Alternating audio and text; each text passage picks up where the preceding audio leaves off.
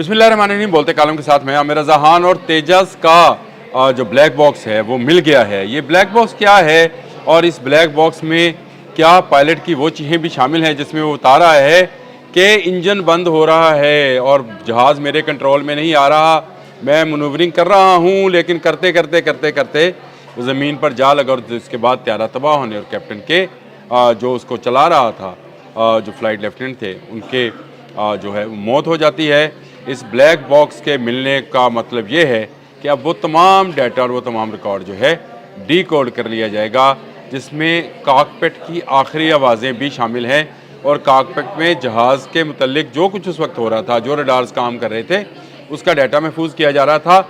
ये आज मेरे बोलते कालम का मौजू है। लेकिन मैं आपको साथ साथ ये भी बताऊँगा कि ये ब्लैक बॉक्स होता क्या है। सबसे पहली बात तो ये समझ लें कि ब्लैक बॉक्स हर जहाज़ में होता है, चाहे वो पैसेंजर है चाहे फाइटर है, लेकिन ये काले रंग का नहीं होता।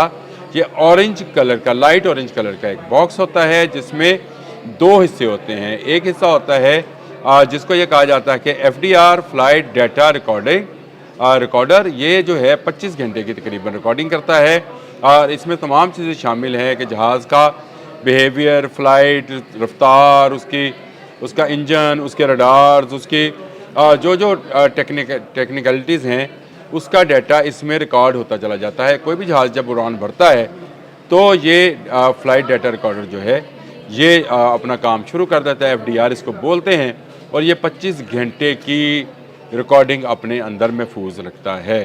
उसके बाद आ जाएँ इसका दूसरा हिस्सा, वो भी बड़ा अहम है और ये है वो हिस्सा जो कि कॉकपिट की में होने वाली गुफ्तगू को रिकॉर्ड करता है, चाहे कोई बड़ा पैसेंजर प्लेन है या कोई फाइटर प्लेन है।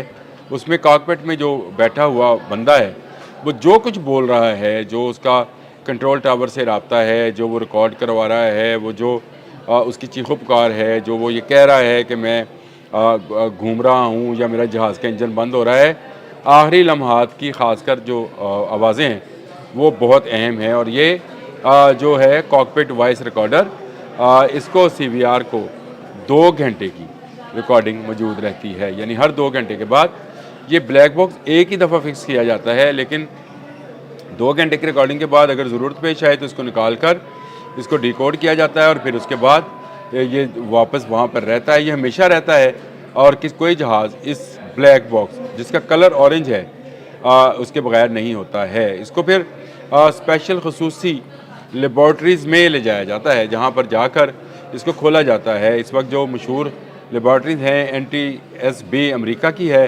उसके बाद फ्रांस की BEA है, ये बोइंग वालों की है वैसे, और DGCA ये इंडिया की है, जो कि अब तेजस के ब्लैक बॉक्स को डिकोड करेगी।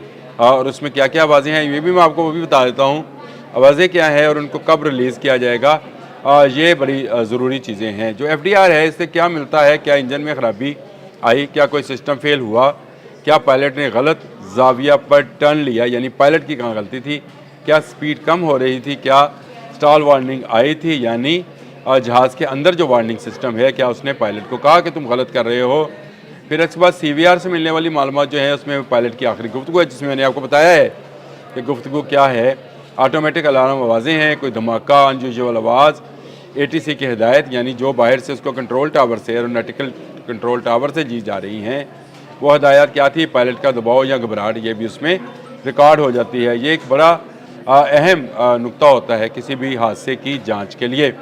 तमाम भारतीय मीडिया और जज़ीरा और बहुत सारे अखबारात इस बात की जो है तस्दीक कर रहे हैं कि ब्लैक बॉक्स मिल गया है। जी हाँ, कल जो तेजस को दुबई में हादसा पेश आया था उसका ब्लैक बॉक्स जो है वो मिल गया है और ये ब्लैक बॉक्स की जो रिकॉर्डिंग है अब इसको डिकोड किया जाएगा। देखिए, सबसे पहली बात तो ये है, मैंने आपको बताया कि इसको लेबॉर्ट्री में ले जाया जाएगा। इसको डिकोड करना या इसको खोलना जो है ये आम नहीं, ये 30 दिन तक पानी में रहकर भी, याद रखिएगा, 30 दिन तक पानी में रहकर भी सिग्नल्स भेजता है मैं कहाँ पर मौजूद हूँ। ये इतना मजबूत होता है, इसकी बॉडी इतनी मजबूत होती है, इसको जिस मटेरियल से तैयार किया जाता है ना वो जलता है, ना धमाके से फटता है और ना उसके अंदर टेम्परिंग की जा सकती है। इसको खोलने के जो कोड्स हैं वो बड़े अहम हैं। उन कोड्स को कैसे खोला जाए, उसको उसके अंदर कैसे घुसा जाए, उसके लिए दुनिया भर में बेहतरीन लेबॉर्ट्रीज़ मौजूद हैं जो कि ये काम करती हैं। ये ब्लैक बॉक्स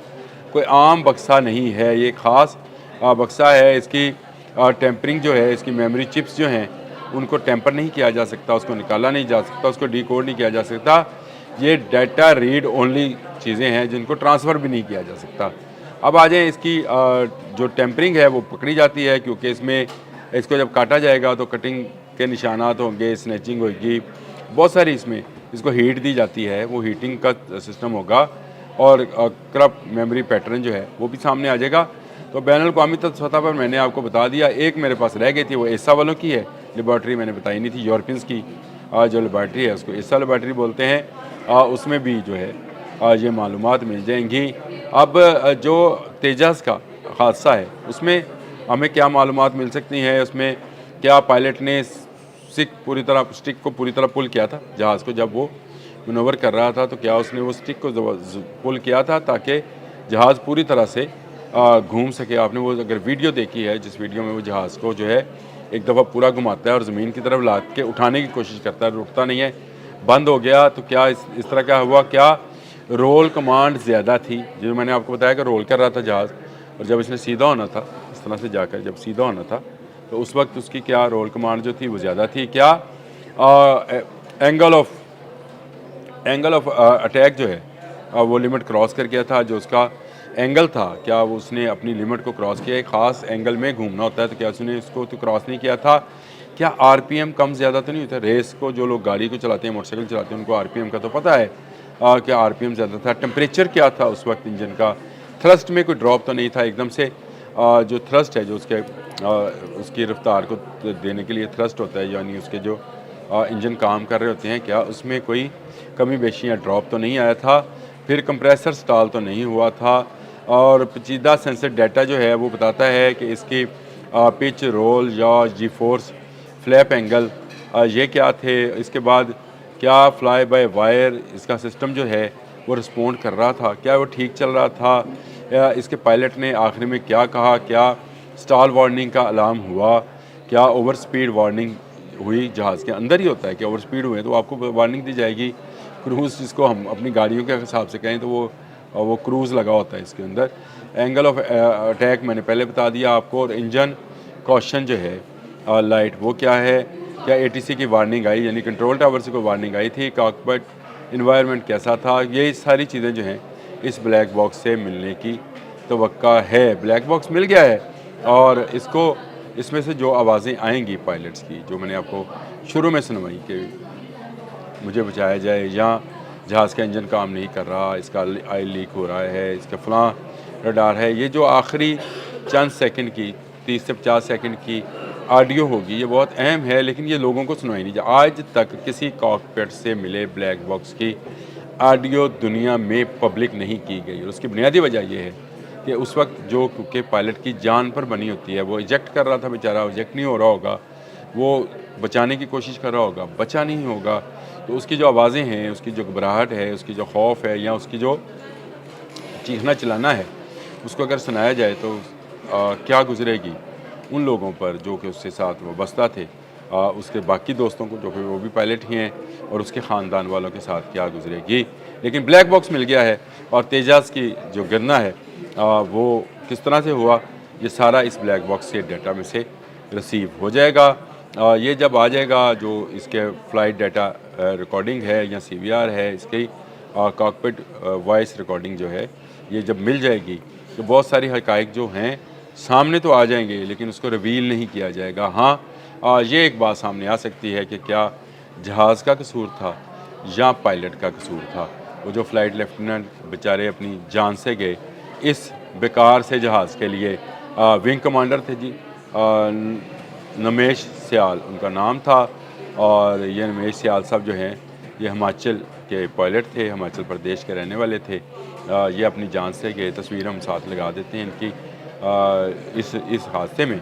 लेकिन तेजाज़ की खुलकर सामने आ गया कि ये जहाज़ जो है इस काबिल नहीं है कि किसी जंग या एयर शो में हिस्सा ले सके, क्योंकि इसमें टेक्निकल फॉल्ट इतने हैं कि मार्च 2024 में ये राजस्थान में गिरता है, और अब देख लें नवंबर 2025 में ये दुबई एयर शो में गिर जाता है। इसके से पहले 2 दिन पहले इसका जो ऑयल था, इसी जहाज़ की एक और टुकड़ी का या एक और जहाज़ का ऑयल लीक, वो ग्राउंड है, वो बहुत सारे लोगों को शायद गलतफ़हमी है कि ऑयल लीक होने के बावजूद इस जहाज़ को उड़ा दिया गया, ऐसा नहीं है। वो ग्राउंड है, ये नया जहाज़ था और इसका पायलट जो हैं वो पिछले 2 माह से इन एरोबेटिक्स का प्रैक्टिस कर रहा था तेजस के ऊपर, जो उसने दुबई एयर शो में दिखानी थी।